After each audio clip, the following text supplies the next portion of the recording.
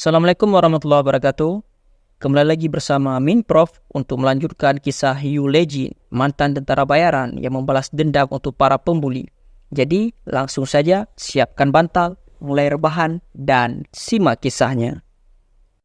Seisi kelas yang melihat Lejin membantai kroco-kroconya Kim Kisu terkejut sekaligus heran bagaimana bisa Lejin sekuat itu. Sedangkan Kisu yang kehilangan bawahannya berkata sepertinya Lejin bisa sedikit berkelahi. Dengan tatapan dingin, Lejin diam tanpa ekspresi. Melihat itu, Kisu menjadi kesal, membuatnya mengumpat Lejin dan maju menendangnya. Percaya, kalau tendangannya akan mengenai Lejin, Kisu tersenyum penuh kemenangan. Tapi Lejin dengan sigap menangkis tendangan Kisu dan membuatnya lengah, sehingga Lejin menanggap kaki Kisu dan membantingnya. Kisu yang dibanting oleh Lejin mengeluarkan darah dari hidungnya. Dia lalu melihat ke atasnya, di mana Lejin dengan raut dingin balik menatap Kisu. Kemudian, tanpa basa-basi, Lejin menendang Kisu di kepalanya, seketika membuat Kisu jatuh pingsan. Semua yang melihat kejadian itu terdiam dan terkejut, termasuk preman kelas yang tak menyangka kalau Kisu dikalahkan oleh Lejin semudah itu. Heijin dan temannya yang melihat Kisu dan kerucunya dihajar habis-habisan merasa takut saat Lejin berjalan ke arahnya. Dia takut kalau Lejin akan memukulnya juga. Tapi Dayun segera menghentikan kakaknya. Lejin balik bertanya pada Dayun, bukankah mereka orang yang membuli Dayun selama ini? Dan juga mereka baru saja membulinya tadi. Dayun yang mendengar Lejin bertanya-tanya, bagaimana bisa Lejin mengetahui semua itu? Apakah kakaknya bertarung karena dia lagi? Dayun akhirnya berkata bahwa dia baik-baik saja sekarang. Jadi dia meminta Lejin untuk berhenti. Lejin akhirnya mendengarkan Dayun. Dia kemudian mengajak Dayun untuk pergi dari sana. Dia akan mengantarkan Dayun ke kelasnya. Lalu Lejin pergi ke kelasnya diikuti oleh Dayun dari belakang. Siswa yang melihat kejadian tadi merasa bingung dengan semua itu. Bagaimana bisa Kim Kisu dan gengnya dikalahkan oleh satu orang? Bahkan si preman kelas mengakui Lejin sangat kuat. Dalam hatinya dia yakin kalau dia pasti kalah jika melawan Lejin. Heijin yang tak bisa berbuat apa-apa hanya mengumpat dalam hati saat melihat kakaknya dibantai oleh Lejin sendirian. Dalam perjalanan ke kelas Dayun, Lejin dipuji oleh adiknya. Dia pasti sangat hebat dalam bertarung sampai-sampai Dayun sendiri terkejut. Dan Lejin mengiyakannya saja. Dayun lalu meminta maaf, membuat Lejin bertanya, untuk apa Dayun meminta maaf? Dayun menjawabnya, kalau karena dia kemarin dan hari ini kakaknya terpaksa harus bertarung. Namun, Lejin tak mempermasalahkannya karena dia tentu saja harus bertarung. Lejin lalu bercerita di tempat tinggalnya dulu kebanyakan orang hanya berpikir tentang diri mereka sendiri. Tak peduli apapun yang terjadi dengan orang lain. Mereka tak akan peduli jika hal itu tidak melibatkan diri mereka. Tapi ada saat-saat yang bahkan mereka itu bertingkah berbeda. Dan itu saat keluarga mereka terlibat. Dayun yang mendengarnya bertanya, karena keluarga, sikap mereka jadi berbeda. Lejin mengiyakannya. Dia lalu mengingat saat masih di medan perang. Saat melihat seseorang melindungi keluarganya, membuatnya bertanya-tanya, apa itu keluarga? Dayun lalu berkata, bukankah Lejin pernah bilang kalau dia hanya samar-samar mengingat kakek dan Dayun? Lejin menjawab, memang benar, dia masih tak bisa mengingat banyak. Tapi yang Lejin tahu dengan jelas adalah fakta bahwa mereka adalah keluarga. Dayun terkejut saat melihat siswa yang lewat memperhatikan mereka berdua. Dia juga sadar kalau dia sudah sampai ke kelasnya. Dia lalu berkata pada Lejin kalau dia baik-baik saja. Jadi Lejin bisa kembali ke kelasnya. Lejin bertanya kenapa, bukannya dia berjanji akan mengantarkan Dayun ke kelasnya? Dayun lalu menjelaskan kalau mereka sudah sampai di kelasnya. Bahkan mereka ada tepat di depan kelas Dayun. Dayun kemudian melambaikan tangannya dan segera masuk ke kelasnya, meninggalkan Lejin yang tersenyum melihat kelakuan adiknya. Lejin kembali ke kelasnya. Teman sekelasnya yang melihat saling berbisik saat melihat Lejin masuk ke kelas. Si Kribo bahkan sampai memuji Lejin dan bertanya, apa yang diajarkan pada Lejin di luar negeri? Temannya menambahkan, tadi Lejin terlihat seperti orang pro dan sangat keren yang melawan para pemula. Mereka semua berkata kalau Lejin tadi keren sekali. Tapi Lejin hanya menghela nafas dan tak menanggapi mereka.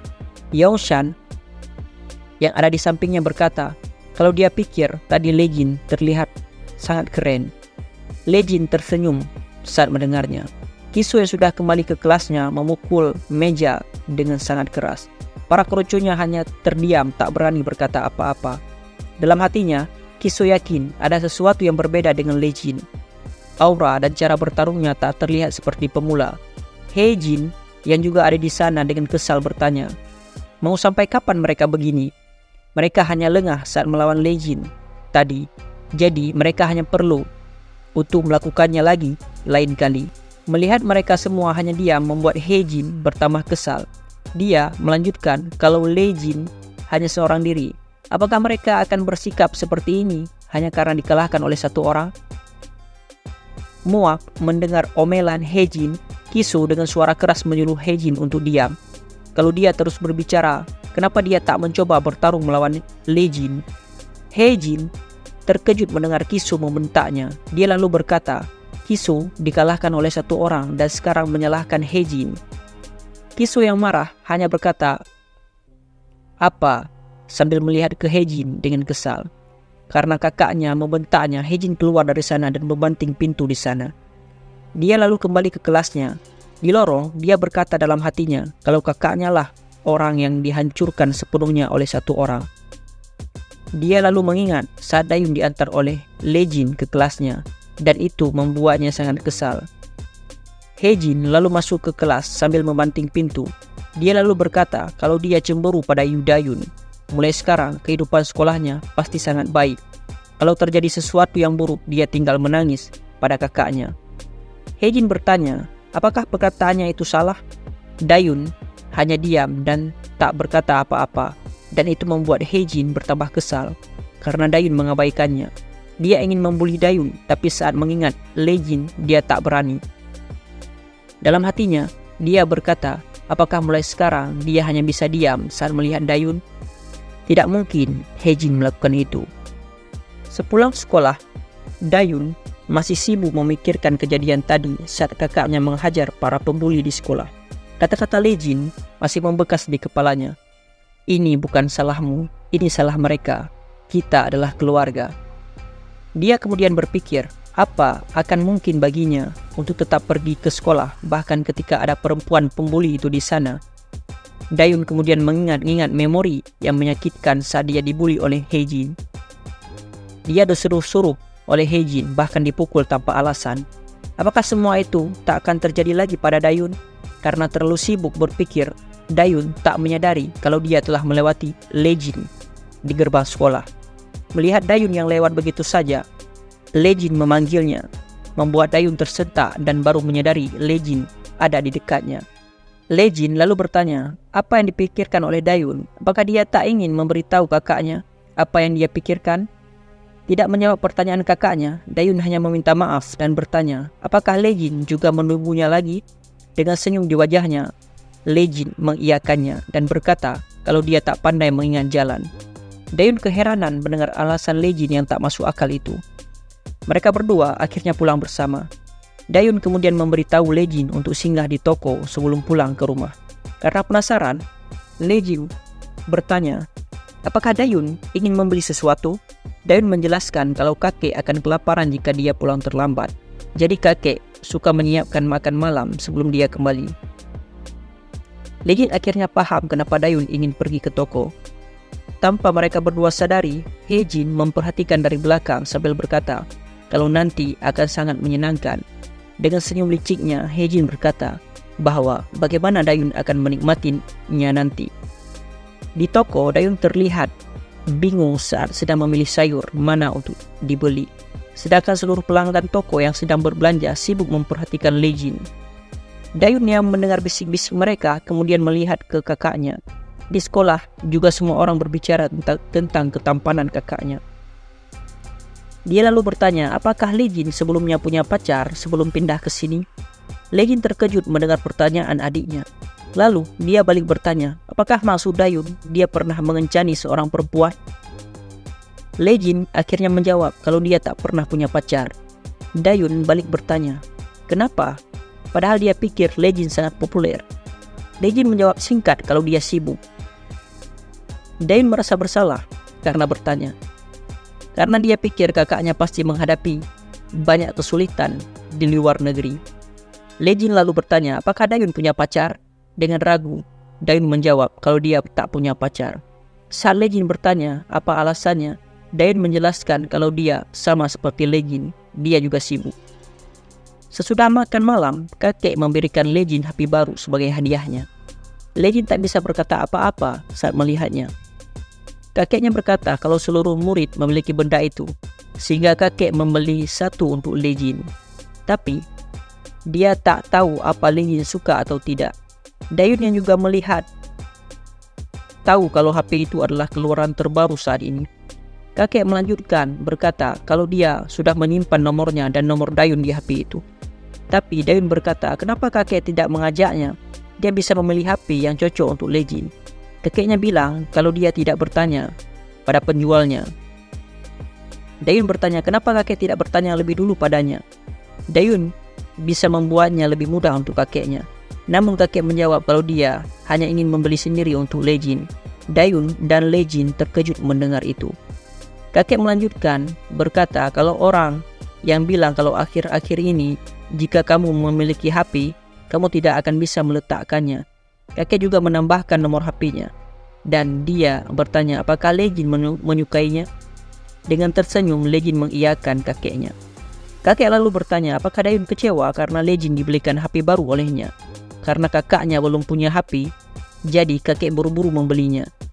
Kakek akan berjanji akan membeli HP yang baru. Namun Dayun berkata kalau HP-nya masih bagus. Melihat pembicaraan kakek dan Dayun, Ijin tersenyum bahagia dan berterima kasih. Dan berkata dia akan menjaganya. Malam itu, Lejin sibuk mengutak-atik HP-nya dan sesekali tersenyum melihat HP-nya.